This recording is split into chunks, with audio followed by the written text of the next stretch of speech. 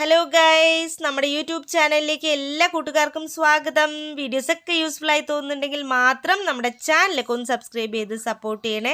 അപ്പോൾ ഇന്നത്തെ നമ്മുടെ വീഡിയോ നല്ല അടിപൊളിയായിട്ടുള്ളൊരു ഡെക്കറേറ്റീവ് പ്ലാന്റ് ആണ് കേട്ടോ. മിക്കവാറും നമ്മുടെ എല്ലാവരുടെയും വീടുകളിലും കണ്ടുവരുന്ന ഒരു ചെടിയാണ്. അപ്പോൾ ഇതിൻ്റെ പേരെന്താണെന്ന് അറിയണ്ടേ ഗൈസ്? ഇതാണ് കലാത്തിയ എന്നറിയപ്പെടുന്ന ഒരു ചെടിയാണ് കേട്ടോ. ഇതിനെ നമ്മൾ പ്രെയർ പ്ലാന്റ് എന്നും വിളിക്കാറുണ്ട്.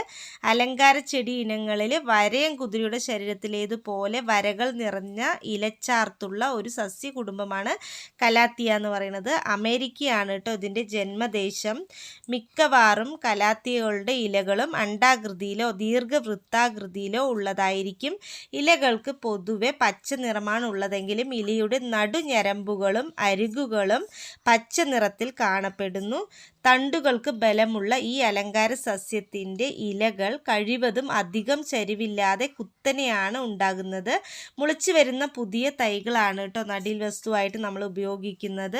അപ്പം നല്ല ഭംഗിയായിട്ടുള്ള ഒരു വെറൈറ്റി ആയിട്ടുള്ള ഡെക്കറേറ്റീവ് പ്ലാന്റ് ആണ് കേട്ടോ ഇത് നമുക്ക് ചെടിച്ചട്ടിയിൽ അല്ലെങ്കിൽ ഗ്രോ ബാഗിലൊക്കെ നമ്മൾ വെച്ച് കൊടുത്താലുണ്ടല്ലോ നല്ല അടിപൊളിയായിട്ട് വളരും.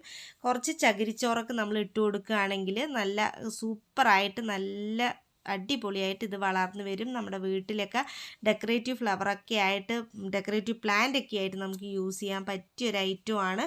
ഒരുപാട് കെയറോ കാര്യങ്ങളോ ഒന്നും തന്നെ ആവശ്യമില്ല. പാർഷ്യൽ ഷെയ്ഡാണ് കേട്ടോ ഇതിന് വേണ്ടത്.